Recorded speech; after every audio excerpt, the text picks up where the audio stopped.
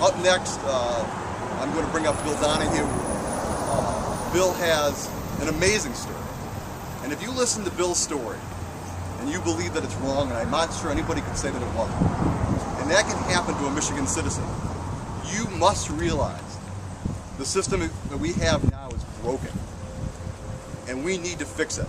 And we will take every step we can. And I want to thank the representative for being here today, who's introduced this bill, Jim Nick. I'm going to bring up Bill Donahue. Well, I guess I want to thank Curtis Hertel, because I don't think I'd be standing here telling my story if it hadn't been for him, because he sure gave us a lot of help at the 11th hour. But anyway, this goes back to May of 2010, when my wife and I decided our financial condition was just bad enough that we were going to seek a home loan modification through our mortgage holder, Bank of America. With that program out there, we said, let's try it and see what it can do for us. So we filed the paperwork, and a few weeks later, talked with them. We stayed proactive. We called them a lot, saying, what's our next step? What should we do next? And they basically said, we got the stuff, we're processing it. And then late in June, they called us and said, oh, we need more of this and more of that, blah, blah, blah. I was like, oh, really? You know, that was kind of a whole lot more work. Put us under a whole lot more stress, but we got it done, got it in the process. And by middle of July, they said, oh, everything is set, you're in underwriting. But what I guess that meant was, and they admitted, the underwriting meant that it's going to be, they thought a couple of months, but they actually said it could be 6 more months before this process is finished and you're accepted with it. But don't worry, because you won't be penalized, you won't be foreclosed on, we'll take care of you, and we're just so swamped. So many of these came in, that's why it's going to take so long to process it all.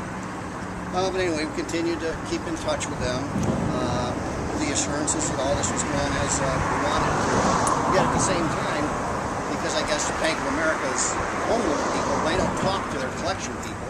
So daily, we got harassing phone calls. When are you going to make your next payment? We need this payment now. And sometimes we get 2 or 3 calls a day, every day, even on Sundays. And yet we call Bank of America and they say, oh no, you're all set, there's no problem. I said, we should credit people, we're supposed to keep calling us. So, and they had no answer to that. We just had to put up with the harassment.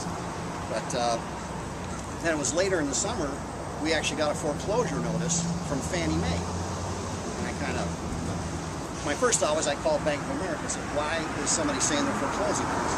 Well, that can't be true, because we hold your mortgage.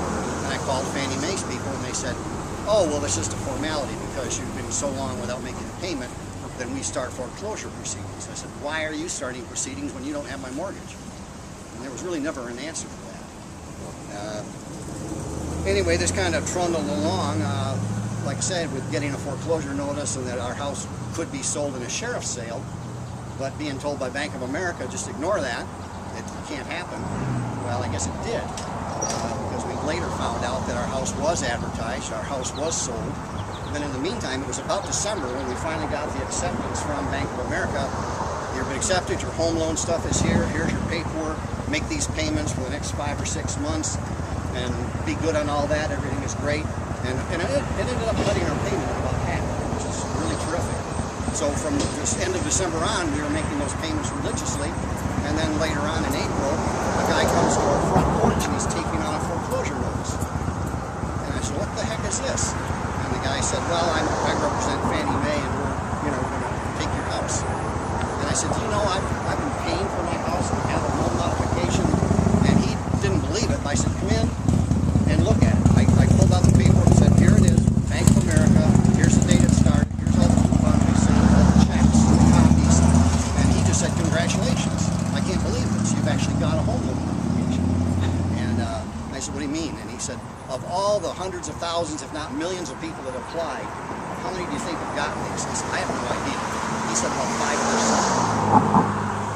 I just kind of, well, wow, yeah. Do I feel fortunate or not? I wasn't sure at that point. But he said, can I get copies of this? And so I scanned the documents, emailed them to him. He replied the next day, we've got them. Don't worry. That was in mid-April.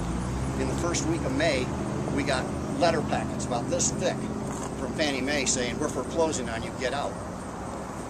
Or you have until, this was like on a Thursday, we had until Monday to file a contention in court to try to keep our house and go through the process legally and they just basically said, hire a lawyer. That's the only way you're going to keep your house.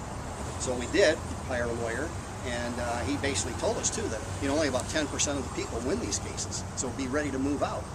So that started a whole gut-wrenching ordeal of a house we've lived in for 25 years. We were basically packing everything up, living out of a suitcase in our car because we didn't know if we'd come home and find our house padlocked and all of our belongings out in the yard, because that's what they can do to you. And we didn't know when or if that would happen. So we had a court date set a couple of weeks later. In the meantime, I did get in touch with Curtis Hotel through a friend that said he might be able to help you. And when I explained the story to him, he pretty much went quietly ballistic, but in a good way on our behalf. And he helped us wade through a lot of things. We're ready for our court date. And even though his wife was 9+ months pregnant, due the day we were in court, he was there with us. And the lawyer representative for Fannie Mae comes up the sidewalk, he sees her, and he goes out, and I guess kind of the conversation was, do you know what you're getting into here? These people have a home loan modification they've been paying on for 6 months, and you guys are trying to kick them out. And she said, I had no idea of this. So that's another breakdown in paperwork.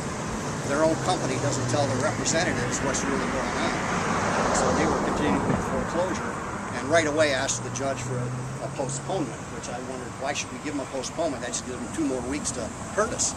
But Curtis basically said, and so did our lawyer, that, well, no, I think they're very embarrassed and they want to make this go away, which they did. They dismissed the case by about early June. We found out it was dismissed, no problem.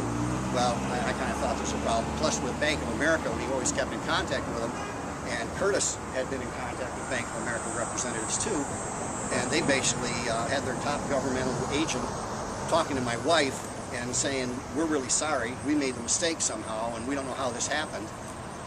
So anyway, that's kind of where it ended. Kind of a lame apology from Bank of America is all we got. Fannie Mae didn't admit to anything. And I still wondered how in the world they thought they had our mortgage when Curtis checked the records, and they indeed had no claim to it. But between Fannie Mae, their legal people, Orlans, and then the MERS outfit that kind of does all this computer work, he said $300 or $400 million worth of foreclosures with a staff of 30 people. No wonder they don't know what they're doing. But anyway, I guess I'm editorializing too much. Kind of that's where we're at. We're in our house. At least we feel safe now. We felt very unsafe for a long, long time. There's a lot of stress and wear and tear on the mind.